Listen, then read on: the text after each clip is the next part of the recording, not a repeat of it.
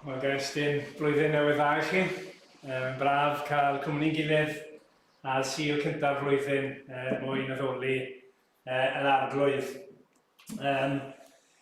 Mae Dewi, fel chi'n gweld, yn arwen i bore yma, a ni'n dymuno bendith Duw ar ti Dewi wrth i ti agor y gair i ni ac arwen ni ac wrth i ni wrando ag ymateb i air yr arglwydd.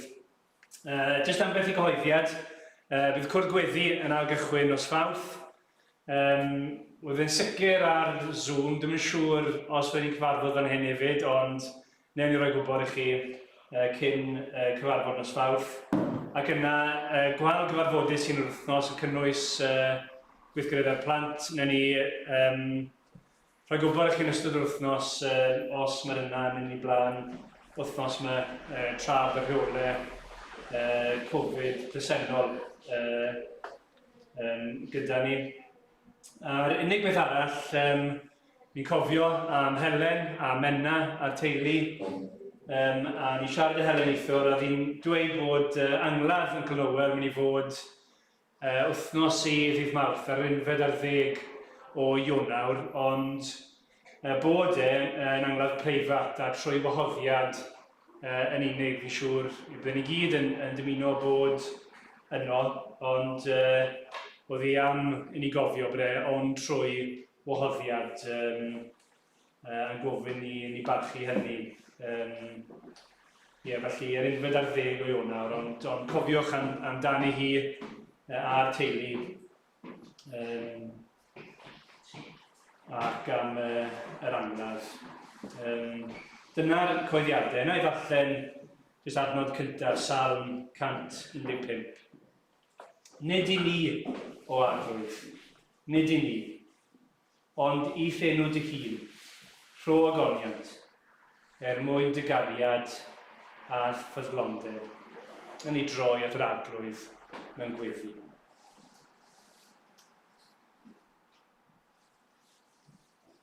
O Dduw, ni'n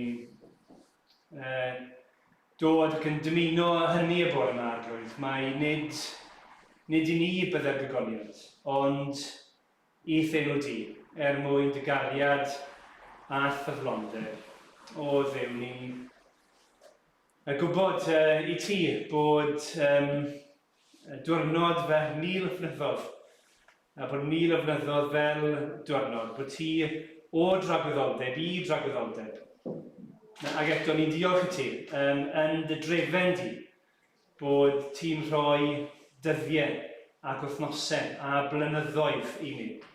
Ac wrth i ni ddechrau blwyddyn newydd, arglwydd ni'n gwybod, un peth all fod yn sicr i ni, bod ti yn llawn cariad a ffyddlondeb bob dydd o'r flwyddyn hon. Ac arglwydd, am hynny, ni'n gweddio y bydde ti yn cael dogynefu o Dduw. Ni'n gweddio bore yma y gei di dogynefu wrth i ni ddod o dan dair di, wrth i ni ganu yr ymyneg yna'n gilydd a chydweddio a darllen dair di. Ni'n gweddio bydde ti yn cael dogynefu, y bydde'r ysbryd yn gweithio ac yn bod y gwirioneddau ddim yn unig yn bethau ni'n credu yn ein pen, a'n gallu cytuno gyda. Ond bod yn calonau ni ar dan wrth glywed eiriau di. Ac bydden ni wrth adael yr Oedfa am rhoi y holl agoniad eleni i dy enw di. O Dduw, ni'n dod yn bechaduriad dy flaen di, yn erfyn am dy dragarydd di, ac yn diolch i ti bod ar gael yn ei bore yma, yn yr arglwydd Iesu Grist. A ni'n dod felly ar sail i aberth e, ar ei atgyfodiadau, ar ei fywyd perffaith e. Ac yn credio fe a'i groes yn unig gyda flaen di. A'n dod felly yn ei enw fe. Amen.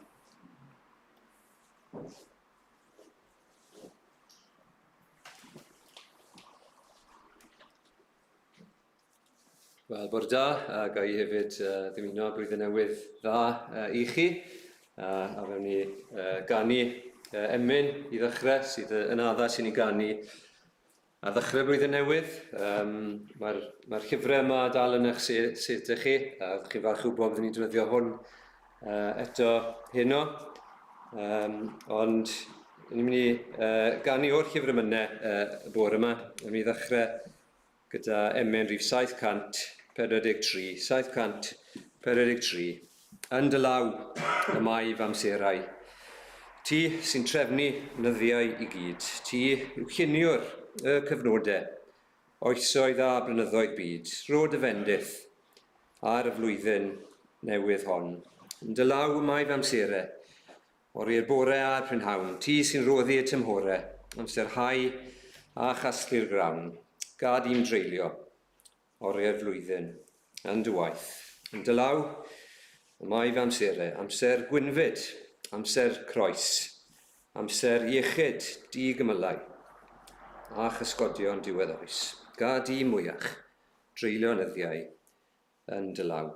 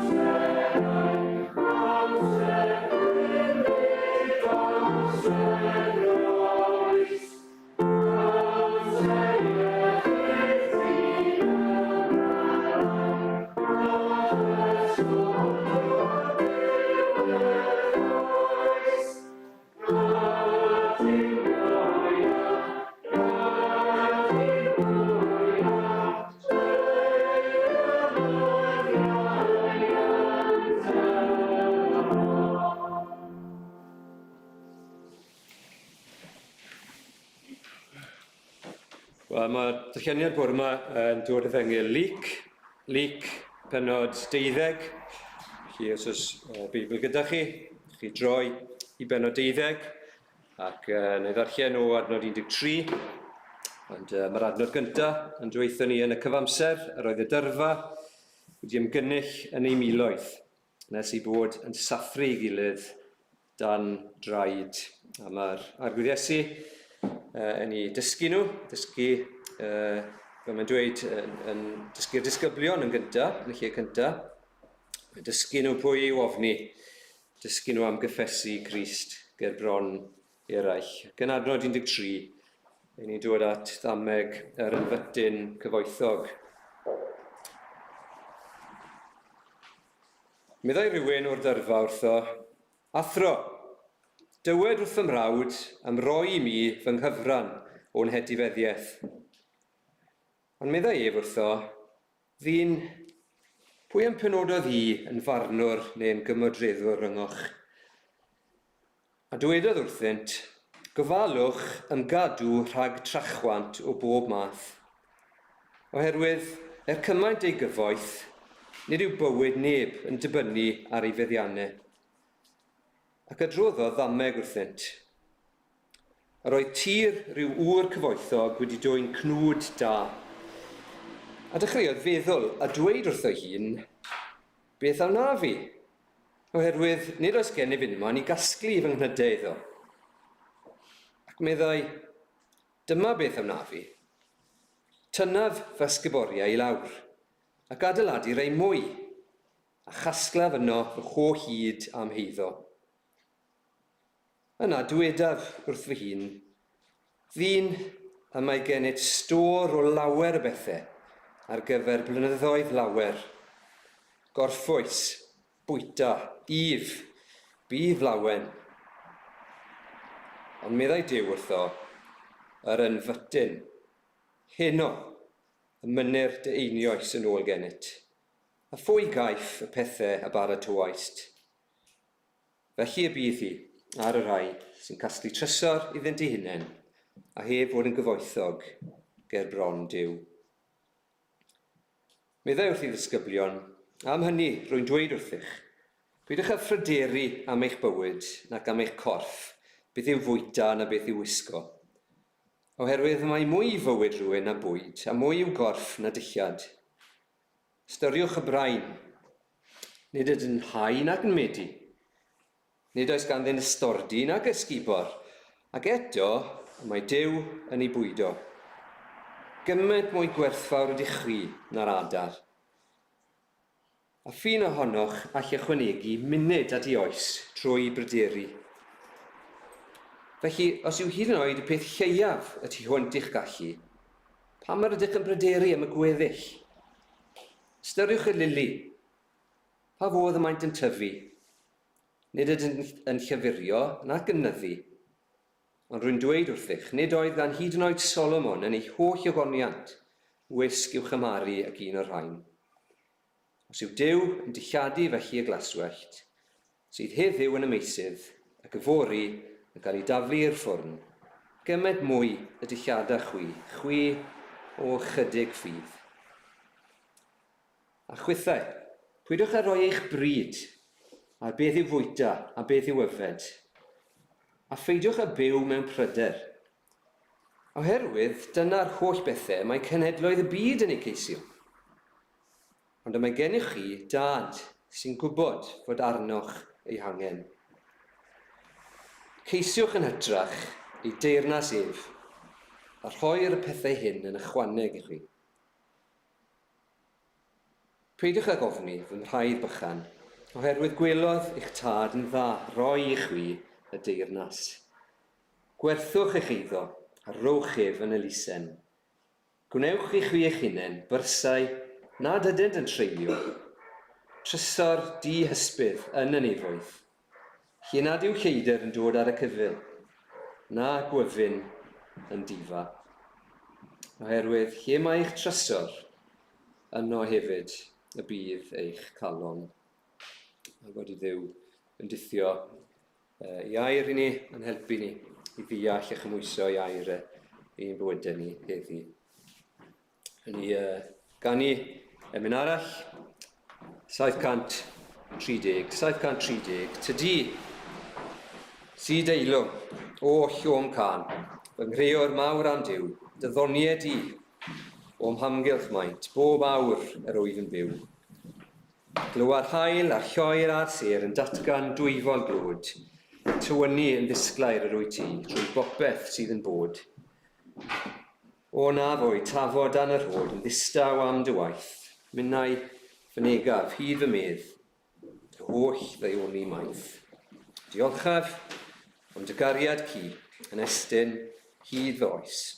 Diolchaf fwy am un a fi yn gweidi ar y groes. Diolchaf am gysuron gwyw, wyf heddiw ni mwynhau. Diolchaf fwy am ddoniau sy'n oesoesoedd i barhau. 730.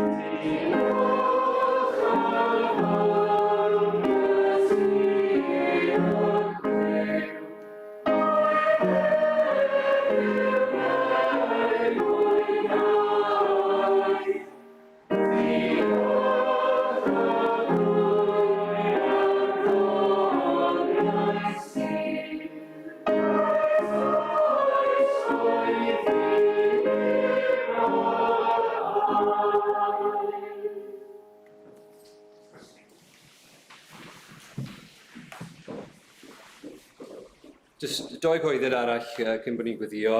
Bydd ddim paned ar ddiwedd yr Oedfa, a fydd ddim cymyn chwaith bod ni yn Sul cyntaf y mis. Ewch ni droi at Dduw.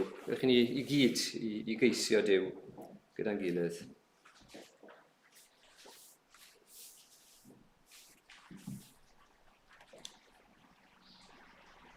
Ni'n diolch i ti o Dduw ein Tad am dy ddaioni di, i ni wedi canu amdanyn nhw nawr.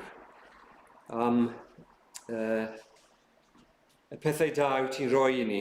Fydden ni edrych nôl dros fywyd, yn gweld y ddaioni di. Fydden ni ddeffro bore yma, a bore newydd, a ddechrau blwyddyn newydd, gallu edrych nôl dros y blwyddyn, a dechrau cyfri ein bendithion, sylweddoli pa mor dda wyt ti i ni, pa mor trigarog wyt ti, bod ti'n Dduw sydd yn llawn gras, ac yn rhoi i ni beth i ni ddim yn ei heiddi. Ac yn ni'n dod ato ti nawr ar ddechrau'r blwyddyn, yn gwybod mai dyma'r lle gorau i ni i bod gyda'n gilydd, yn darllen dair di, yn addoli di gyda'n gilydd, ac yn dy geisio di. Ac yn ni'n dod y dy flaen di nawr, ac adnabod mai ti sydd Dduw, ti sydd yn heiddi ein bywydau ni i gyd. Ti sydd wedi creu popeth ac yn rheoli dros popeth sy'n digwydd. Mae ti yw yr alffa a'r omega, y dechrau a'r diwedd. Ac ni yn diolch i ti.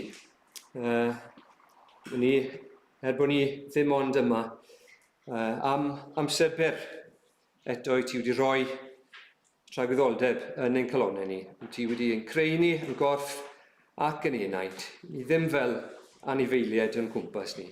Ni wedi cael yn creu i dy adnabod ti. Ac ni yn diolch i ti am yr efengil. Ni'n diolch i ti am y newyddion da.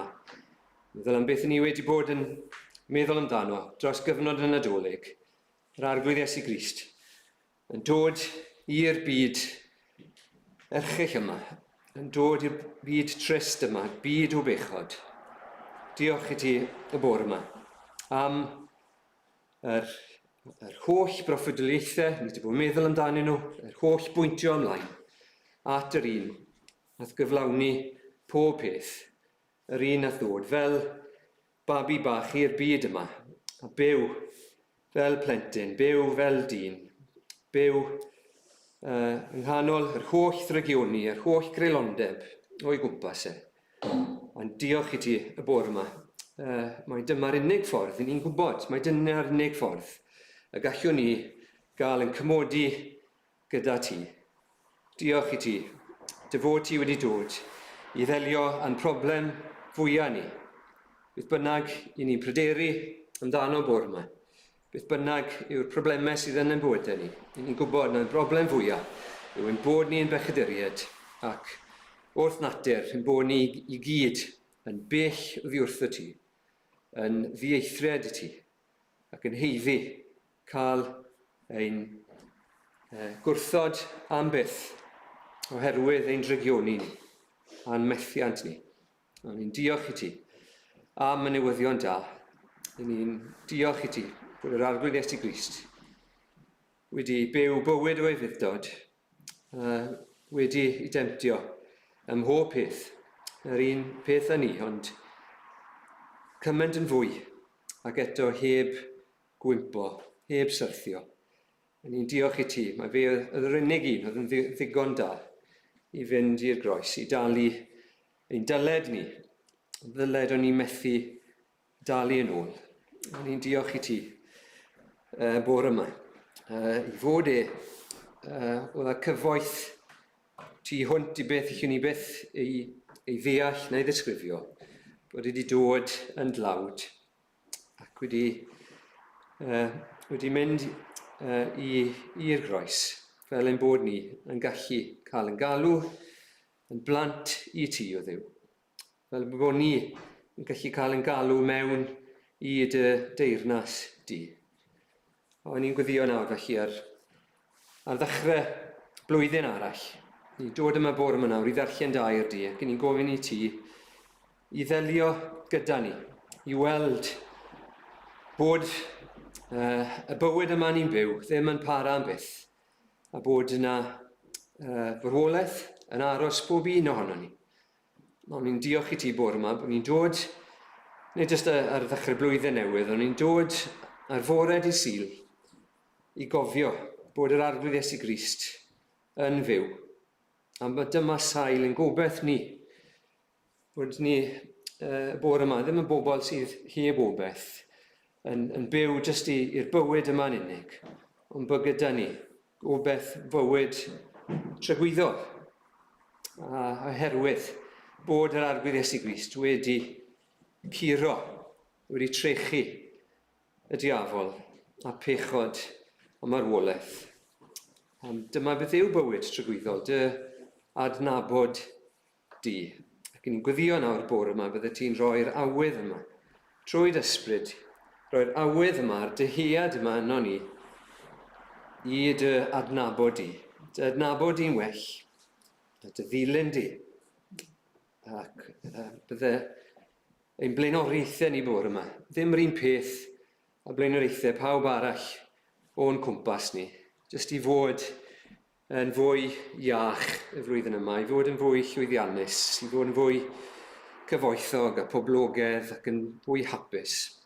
Ond mae'n dyhead mwyaf ni bydde dy adnabod di a gweld dy deyrnas di yn dod, gweld dy enw di yn cael ei sancteiddio, a gweld pobl o'r newydd yn dod am y tro cyntaf, trwy drysau ein capeli yn eglwysi ni, ac i glywed am Iesu Grist, i weld trwydigaethau, i glywed am lwyddiant yr Efengyl trwy ein gwlad ni. Ni'n feddwl am eglwysi, ni'n feddwl am wersyllioedd a cynadleddau, yn gweddio arglwydd, a bydden ni yn rhan o'r gwaith yma, bydden ni eisiau clywed, bydden ni eisiau bod yn bobl sy'n fwy gweddigar,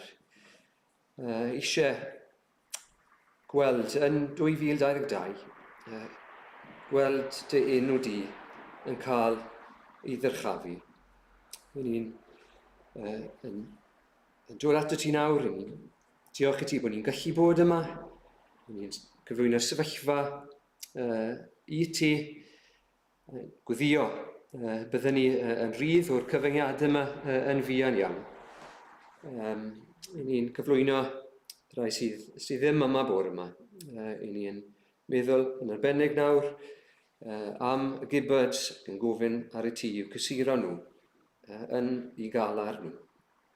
Ni'n cyflwyno emer i ti, yr teulu, yn gweddio bydde fe yn cael gorffwys ac bydde ti yn dod â fe nôl yn saff ato ni ac yn bendithio i weinidogaeth ac yn ei warchod Ni'n cyflwyno y diwrnod i ti nawr ac yn gofyn arglwydd ble bynnag nawr, mae yna bobl yn dod at ei gilydd i dy addoli di.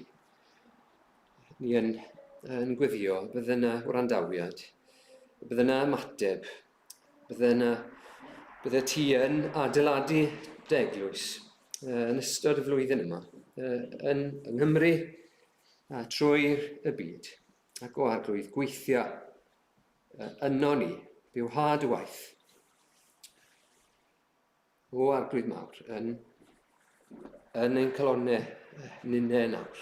Ni'n gweddio, ni'n bobl sy'n drysau am ein pechod. Ni'n bobl sydd ac ymroddiad go iawn i roi o'n bywydau, i roi o'n hamser ni, yn doniau ni, yn arian ni, roi i ti, gan dy fod ti wedi rhoi cymaint i ni. O arglwydd, derbyn ni nawr, bydd yn drigarog wrthon ni, helpa ni i dyfu yn ystod y flwyddyn o'n sydd o'n blaen ni, i beidio gwastraffu ein dyddiau ni, ond i redeg y ras ac i fod wir yn gallu dweud byw i mi yw Crist. Bydd gyda ni nawr, madden ni'n beir, gan ein bod ni yn dod yn enw yr arglwydd Iesu Grist a'r cyfan a mae'r enw yna yn ei gynrychioli. Amen.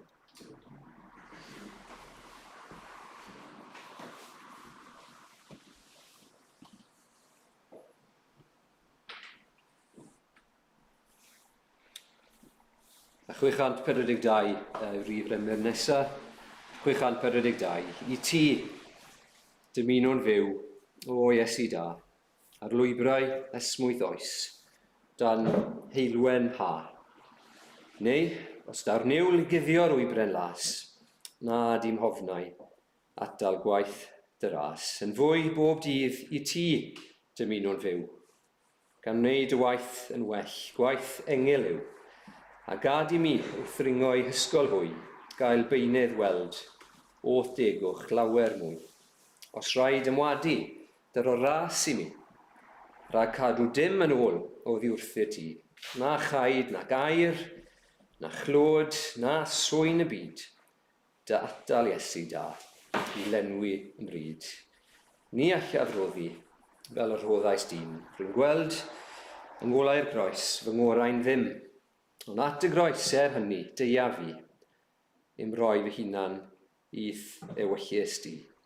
Fy hunan o chi ti, o Iesu da, dyfod cwmol di, neu heilwen ha, o fore oes, hyd nes i'r cyfnos ddod, ro i myfraint, o fyw bob dydd, i'th glod. 642.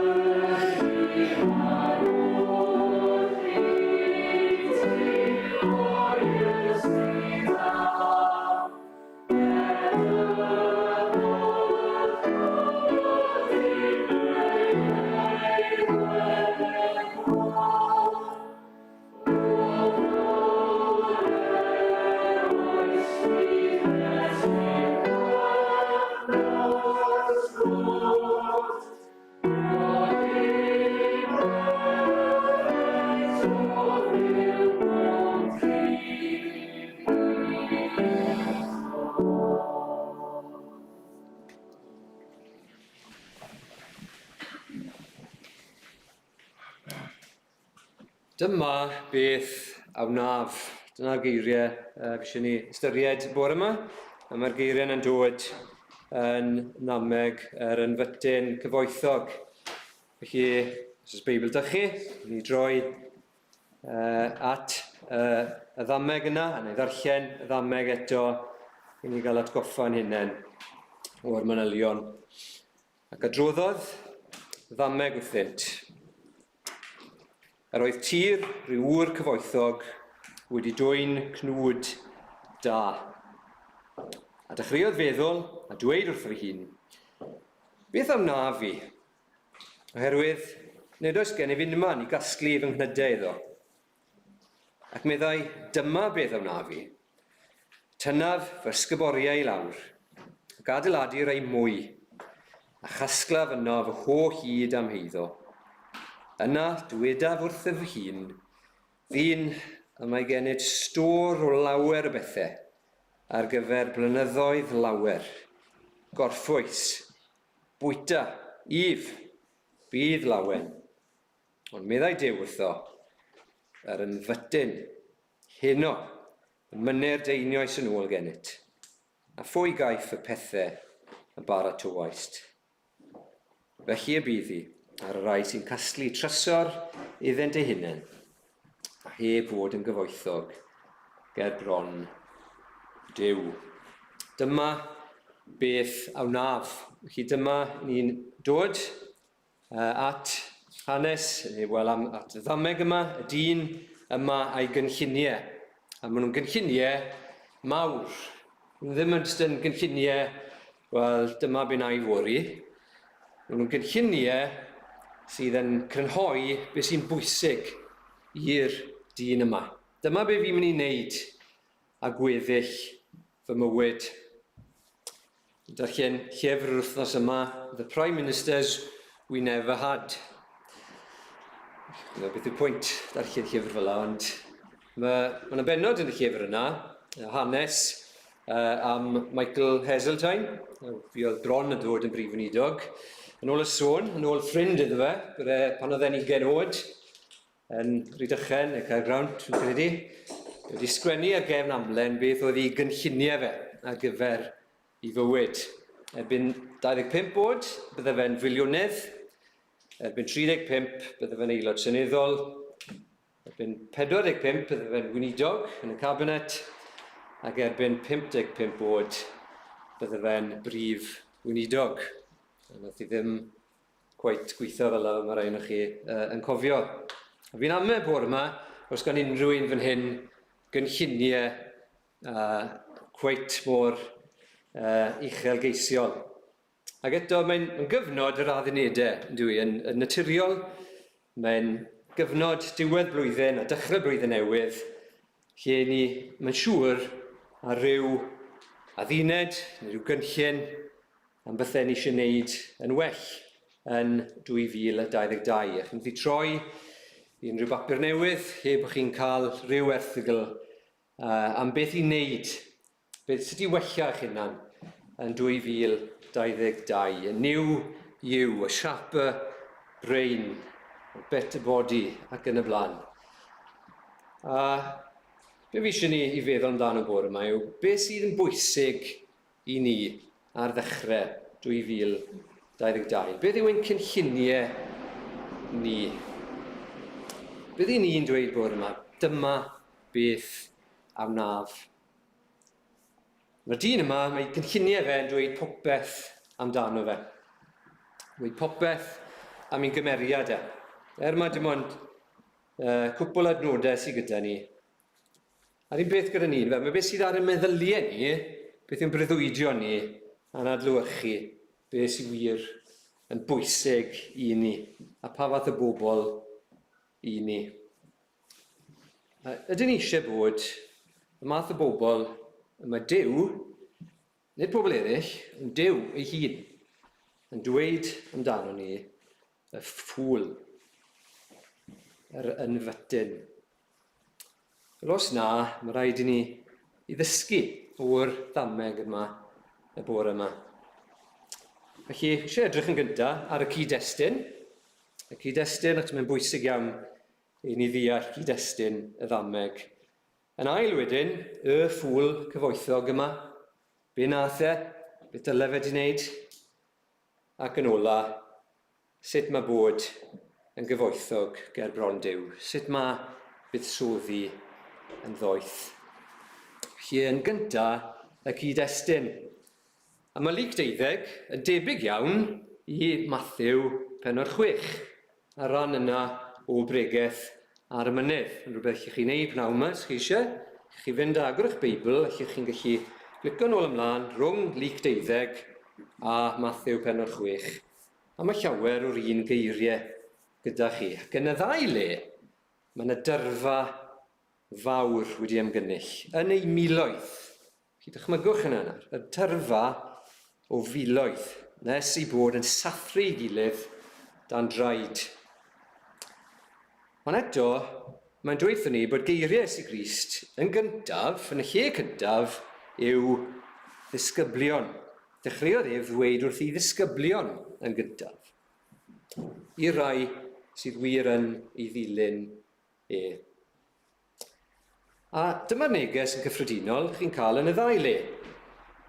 Mae yna ddau beth sy'n mynd i'ch rwystro chi rhag bod yn ddisgybl i fi. Mae yna ddau beth sydd yn her i ni. Yn gyntaf, ofn, pryder, ac ar ochr arall, trachwant. Hynny yw, naill ai bod ni'n pryderu am ein bywyd ac i ni'n becso, am beth i ni'n mynd i fwyta, faint o arian sydd gyda ni, be ni'n mynd i yfed, ofni pobl eraill, ac ar y llaw arall, caru'r byd gormod. Y ddau beth yma. Yn adnod 29 fan hyn, mae'n dweud, pidwch ar roi eich bryd ar beth yw fwyta a yfed, a pheidiwch byw mewn pryder. Oherwydd, dyma'r holl bethau y mae cenhedloedd y byd yn eu ceisio. Y ddau beth, mae'r ddau. A felly bore yma, taw pryderon sydd ar eich meddwl chi. Felly bod chi'n edrych mlaen i 2022, felly 2 flynedd yn ôl chi'n llawn cynlluniau. Ond mae'r 2 flynedd diwetha wedi gwneud chi yn llawer yn fwy pryderus. Wel, darllenwch yr adran yna ar ofal a phryder sydd yn dod o adnod 22 ymlaen, neu chi droi i bregaeth ar y mynydd, a mae'n lyfrau gwych yn dos ar y bregaeth ar y mynydd yn sôn am adar y to, a'r brain, a'r lili, a sut mae'r arglwydd Iesu yn dysgu ni i beidio pryderu. Ond nid yna beth fi eisiau mynd ar ôl y bore yma. 2 ochr i'r un geiniog yw'r peth yma, ynddo fe? Y pryderu a'r trachwant. Achos mae'n syni ni, ynddo fe, bod mae'r bobl yma sydd yn ddisgyblion i Iesu Grist, rei mae'n dweud wrthyn nhw i beidio ofni, i beidio ofni pan maen nhw'n cael eu dwyn o flaen y synagogau, a'r anadon, a'r awdurdodau, i'r disgyblion yma, mae'n dysgu nhw am drachwant. Ni'n syniad hynny. Pam mae'n dweud hynny? Wel, mae'n 2 ochr i'r un geiniog. A beth sydd yn peri i'r arglwydd Iesu i ddweud y ddameg yma, yw y dyn yma o'r dyrfa sy'n gweiddi mas athro dywed wrth fy mrawd am roi i mi fy nghyfran o'n hetifeddiaeth. Nawr, dyn ni ddim fel arfer yn cael pobl yn torri ar draws bregaeth. O'n i yn Abertawe wythnos diwetha, mewn capel sydd mewn ardal, lle mae yna rei pobl fwy anghenus a pobl sydd ddim wedi arfer bod mewn Oedfa yn pasio. Maen nhw'n galw mewn, ac maen nhw yn aml yn aros. A ni'n clywed y Sul cyn dolyg, oedd y gweinidog ar ganol i bregaeth yn dweud, what do you want for Christmas? A cwestiwn wrthregol oedd e, mae'n disgwyl ateb, ond mae rhywun oedd ddim yn arfer bod mewn capel yn gweiddi mas Be na ddiweiddi mas oedd machetes and machine guns. Na ddim gweithio chi pam nath o ddiweiddi hynny, ond oedd e o ddifri. Ond yn ddoeth iawn, nath y gweinidog ddim rhoi amser iddo fe a gofyn iddo fe pam oedd e'n dweud hynny. Nath e fe mlaen gyda'i neges. Nawr fan hyn, mae'r arglwydd Iesu mewn sefyllfa debyg lle mae mewn tyrfa. Mae yna bobl yn torri ar ei draws ac yn gofyn cwestiynau. Ac allu'r arglwydd Iesu Grist wedi anwybyddu y cwestiwn yma. Mae wrthi yn sôn am yr un, ofnwch yr un sydd ganddo awdurdod i fwrw i uffern. Mae'n siarad am bethau difrifol. Ac yn ganol hyn, mae rhywun yn ei boeni fe ynglyn â mater cyfreithiol i etifeddiaeth, bod ei frawd e ddim yn fodlon rannu y siar o'r arian oedd yn iddo fe. Ond mae'r arglwydd Iesu Grist yn ateb, ond mewn ffordd dyw e ddim yn ateb. Chwaith, yn dweud, mae'n gwrthod ateb. Mae'n gwrthod dylio ar mater yma. Bod yn gwestiwn, falle, eich chi ddweud, o gyfiawnder, o degwch. Ond nid dyna'r peth pwysica. Be mae'r arglwydd Iesu Grist yn gweud, dim dyna be fi wedi dod i ddelio ag e. Mae yna rhywbeth mwy, llawer mwy pwysig. Mae rhywbeth tebyg yn digwydd mewn ffordd yn lyc pennod 5. Chi'n cofio'r claf o'r parlus. A mae ffrindiau fe'n dod â fe ar y gwely, a maen nhw'n methu mewn i'r tŷ, felly maen nhw'n mynd lan a maen nhw'n dod lawr trwy'r to. A'i blaenoriaeth nhw, wrth gwrs, yw iachad. Be mae Iesu Grist yn dweud yw, mae ddeuwyd dy bechodau. Dyna'r blaenoriaeth. I fi wedi dod i wneud rhywbeth llawer mwy. Dim dyma beth sydd ar frig yr agenda gyda Iesu Grist. I flaenoriaeth yw y tragwyddol. I flaenoriaeth yw ei deyrnas e. A mae yna eironi yn dros gyda yn y geiriau yma, adnod 13, mae'r dyn yn dweud, athro dywed wrth fy mrawd yn rhoi i mi fy nghyfran o metifeddiaeth. Ac ateb Iesu Grist yw, ddyn, pwy am penododd ddi yn farnwr neu yn gymydroddwr ryngoch, yn arbitrator? Pwy am penododd ddi yn farnwr? So wedi dod i fod yn farnwr ar y pethau bach yma. Mae'n fater dibwys yn y pen draw. Achos fi yw'r un sydd yn barnu ar y pethau mwyaf bwysig. Fi yw'r un fydd yn barnu yn y pen draw. Rhwng pwy sydd yn enfytyn wedi gwastraffu bywydau a pwy sydd yn gyfoethog ger bron Duw. Dwi ddim yn anwybyddu'r anghyfiawnder, ond yn nghanol y dysgu yma am dragwyddoldeb, am sefyll o flaen Duw, am fyddeiant pethau mawr pwysig yma, be sy'n bwysig i'r dyn yma yw'r arian yma o'r etifeddiaeth.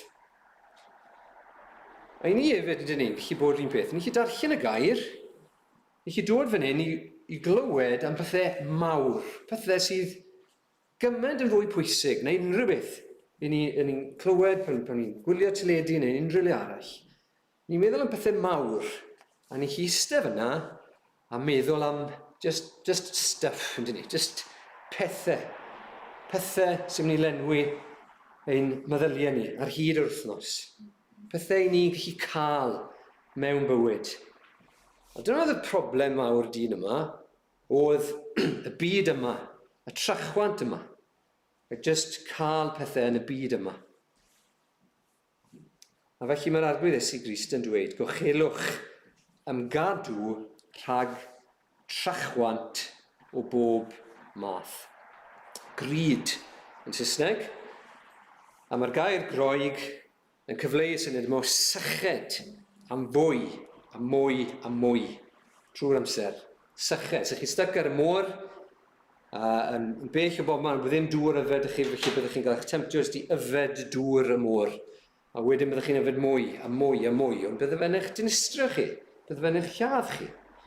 A dyna beth mae trachwant yn neud, yr syched yma, sydd yn ddinistriol. Mae'n wir dweud bod yr arglwydd Iesu Grist wedi dod i'n hachub ni o gondemniad. Mae wedi dod fel ein bod ni'n gallu sefyll yn y dydd diwetha.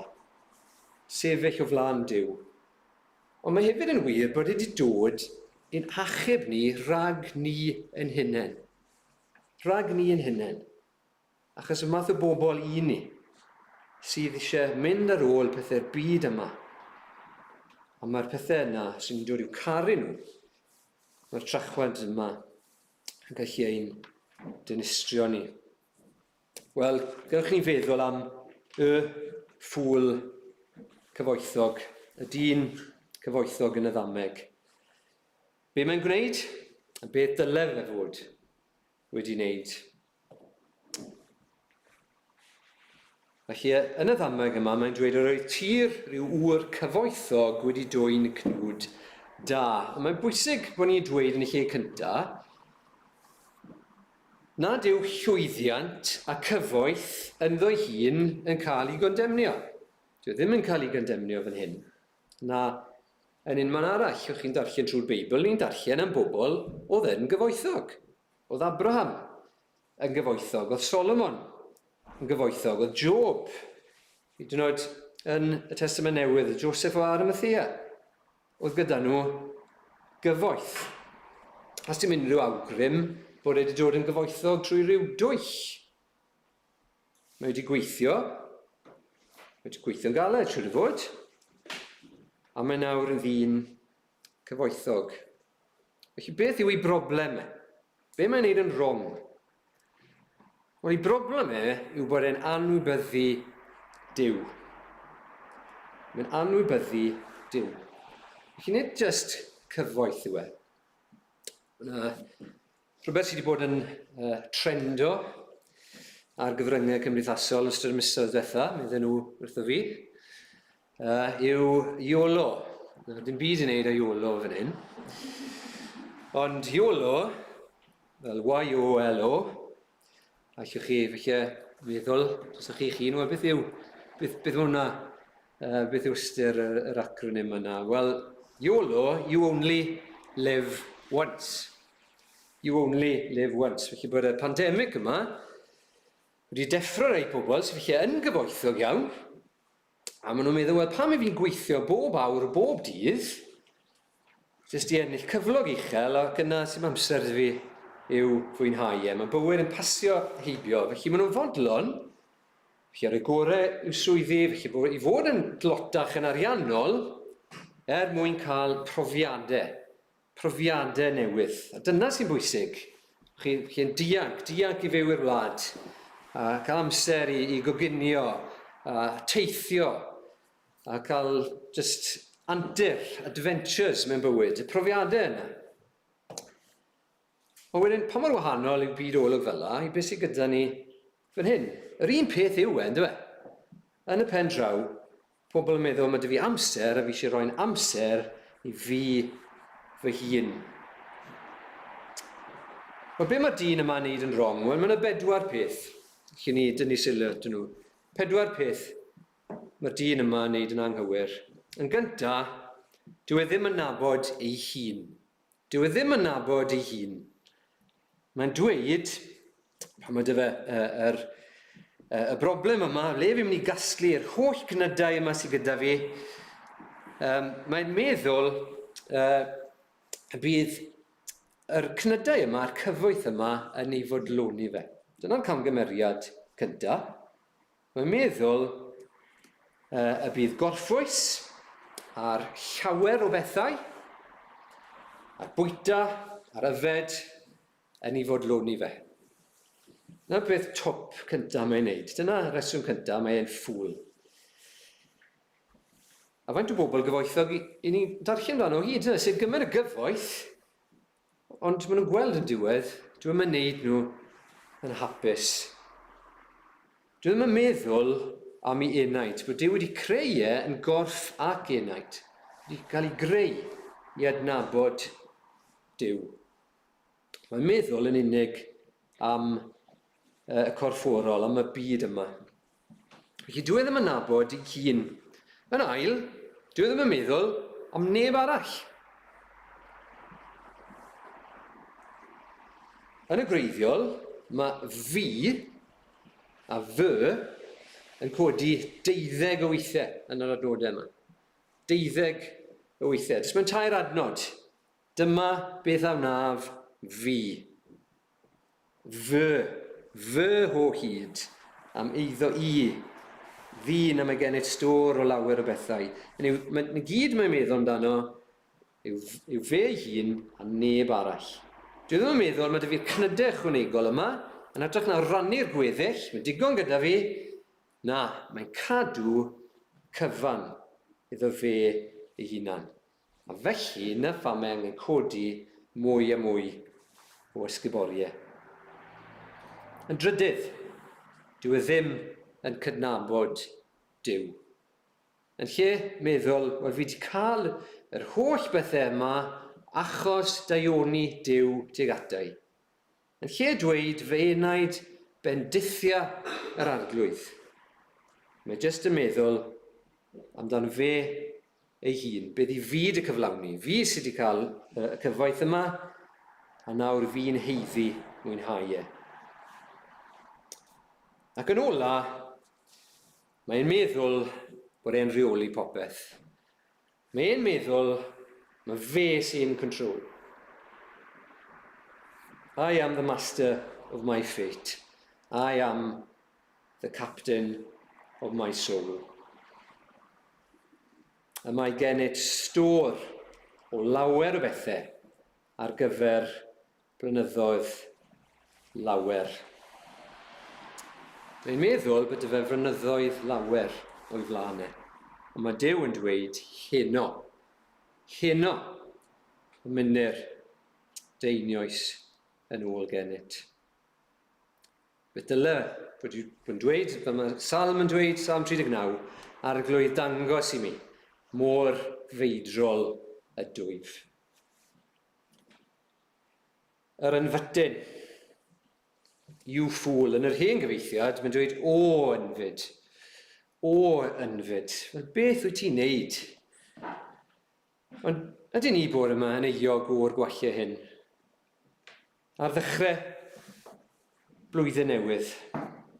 Ydyn ni'n meddwl bod pethau byd yma yn mynd i'n bodloni ni? Ydyn ni yn hunanol? Meddwl mae gyda fi yr arian yma, mae gyda fi'r pethau yma, ond fi sydd wedi ennill nhw, a fi sydd mynd i gadw nhw. Ydyn ni yn anghofio dweud diolch bob dydd i Dduw am y pethau da mae'n rhoi ni. Gan ola, ydyn ni'n byw fel sy'n ni'n mynd i fyw am byth, neu o leia yn byw fel sy'n gyda ni blynyddoedd lawer, bod ni'n sicr bod ni flynyddoedd maith o'n blaen ni. Bydd yr arglwydd Iesu, nid yw bywyd dyn yn dibynnu ar ei feddiannau. Neu mae'n geir eraill, nid yw ystyr bywyd dyn yn dibynnu ar ei feddiannau. Mae meddiannau'n iawn, a mae uchelgais yn iawn, a mae llwyddiant yn iawn, a mae clod yn iawn, a hapusrwydd. Ond os 'y ni'n byw yn bywydau, a mae dyna y nod i ni, mae dyna sydd yn diffinio ein bywydau ni. Mae Duw yn dweud wrthon ni, y ffwl o ynfyd.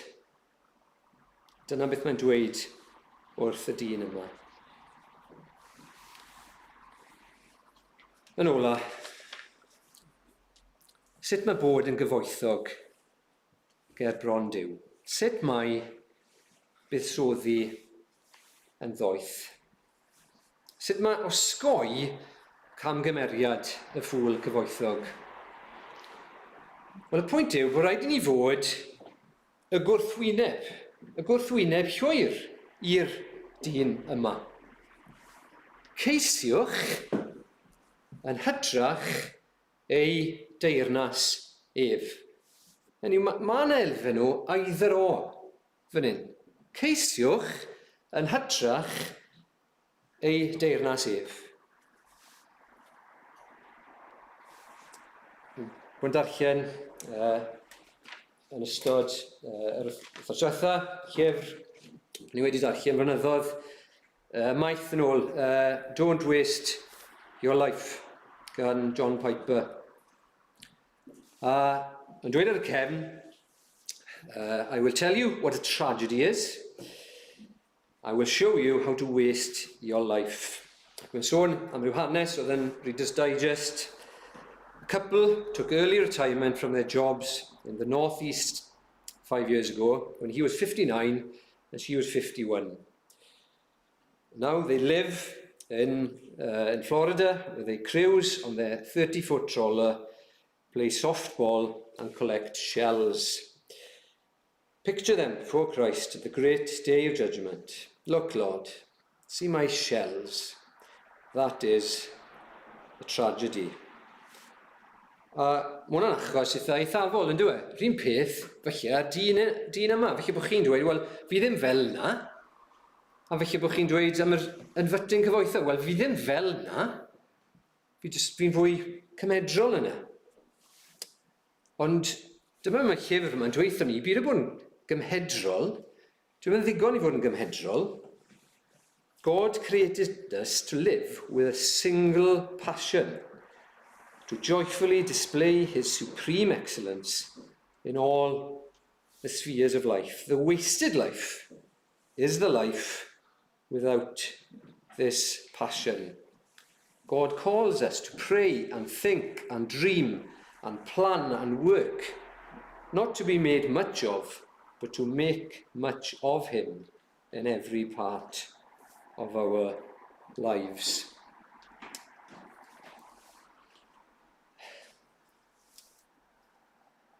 Felly bod chi'n meddwl, wel, fi ddim fel y dyn yma, ond fi'n gymhedrol, ac allai roi tipyn bach, allai roi awr ar fore di sil, allai roi tipyn bach o'n arian i, allai roi tipyn bach o'n amser i, allai roi tipyn bach o'n loniau i, ond sy'n eisiau bod yn eithafol.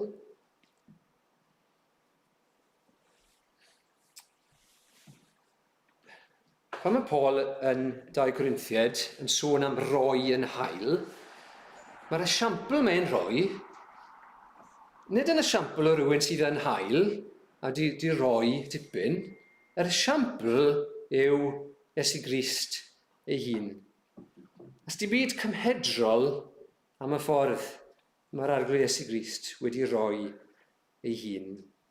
2 Corinthiaid 8 9, oherwydd yr ydych chi'n gwybod am ras ein harglwydd Iesu Grist, fel y bu iddo, a gyntau yn gyfoethog, ddod yn dlawd drosoch chi, mwyn i chi ddod yn gyfoethog trwy ei dlodi ef. Os ych chi'n ystyried am rhoi, a bod yn hael, roi o'ch hunan, roi o'ch arian, dyma'r un i feddwl amdano. Yr un sydd wedi cyfoeth, chi'n ni byth mo'i ddisgrifio, yn dod i dlodi mor isel, mwyn roi i ni y bobl mwyaf tlawd, fe bod ni chi bod yn gyfoethog, yn blant i Dduw, trwy ei dlodi ef. Ceisiwch yn hytrach ei deyrnas ef. Mae un syniad gyda Piper, pan mae'n sôn am deyrnas, a fi'n gorffen gyda hyn, mae'r gair yma yn bwysig i ni, yn gyda i helpu ni i ddeall y cymwyso y ddameg yma. Mae Iesu Grist yn gweud, dwi'n heyrnas i ddim o'r byd hwn.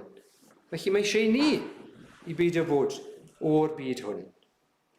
Y teyrnas Dduw yn dragwyddol. Mae eisiau ni fod yn meddwl am y tragwyddol.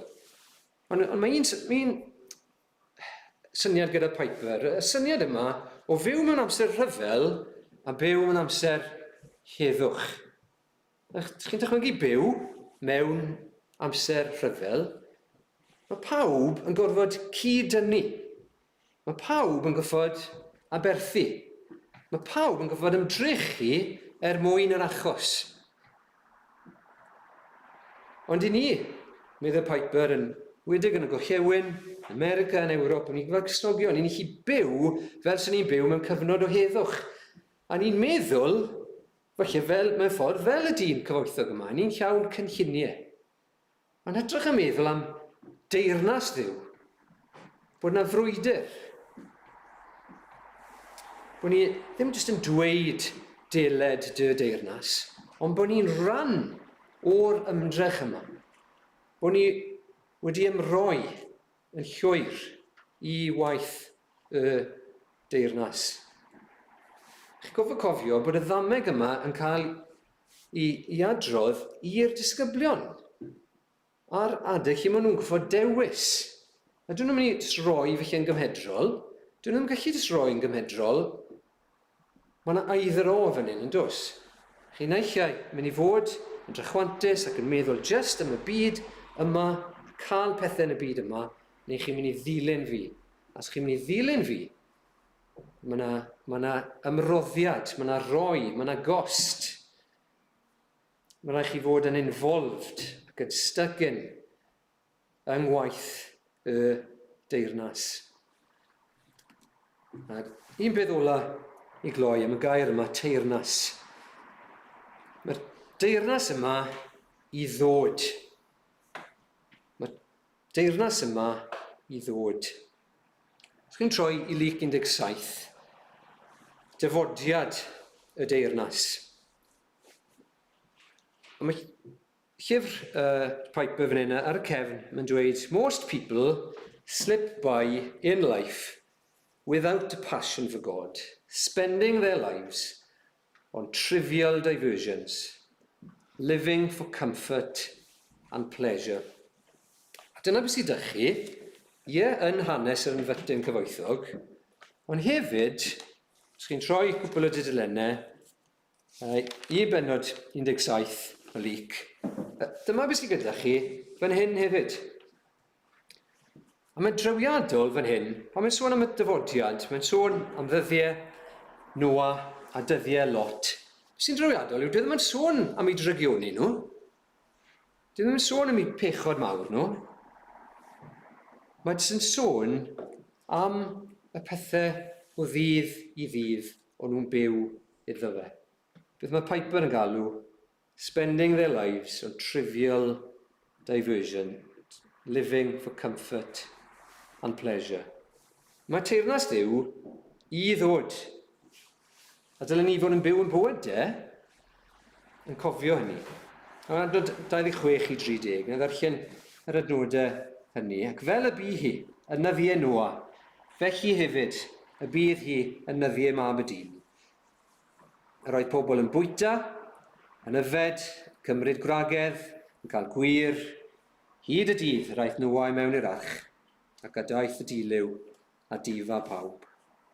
Fel y bu hi yn nyddiau Lot, yr oedd pobl yn bwyta, yn yfed, yn prynu, yn gwerthu, yn plannu, yn adeiladu. Ond y dydd yr oedd Lot allan o Sodom, fe lawiodd tân a brwmstan o'r nef, a difa pawb.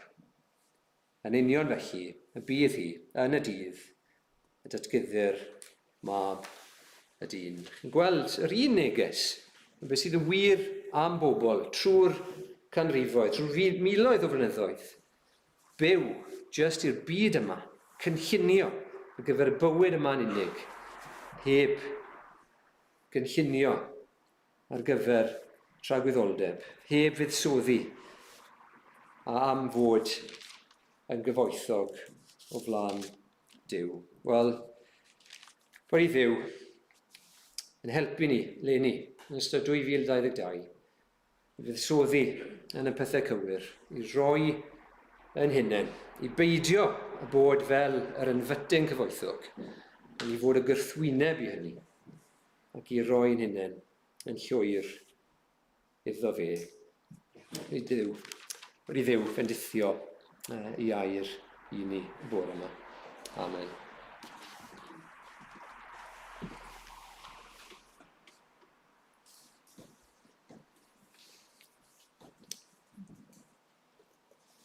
Amen, rhif 201.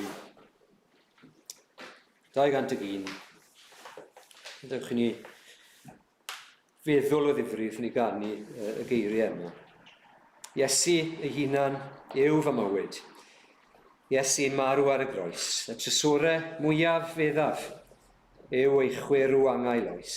Gwacter Anherfynol ydyw meddu deiar, da na dyn, colled, ennill popeth arall, o'n i enillir di dy hun. Dyma ddyfnder o drysorau, dyma ryw anfeidrol roedd, dyma wrthrych ges o'r diwedd, ac sy'n hollol wrth fy modd, nid oes syched arna fwyach, am drysorau gwag y byd, popeth gwerthfawr, a drysorwyd yn fy mrynwr mawr ynghyd. Mi o'r phwysa fe wnaid bellach, ar yr anherfynol stwr, ac mi ganaf yn y dymysl ar y graig sydd yn y môr. Dyma'r man, na feiddia Satan, uffern ddofon fawr na'r bedd, ei dyfais faith a'i rhiad, fyth derfysgu dim o mhedd.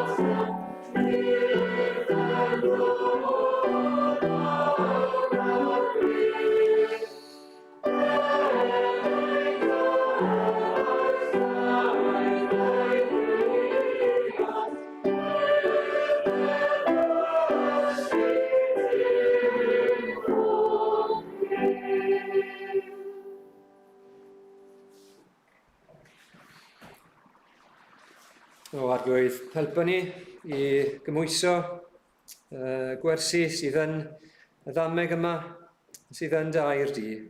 Helpa ni i gynllunio yn ddoeth, yn rhoi'n bryd ni arna ti, ar dy deyrnas di, a gweld enw di yn cael i godi yn uchel.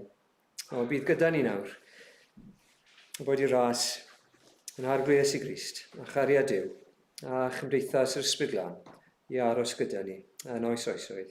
Amen.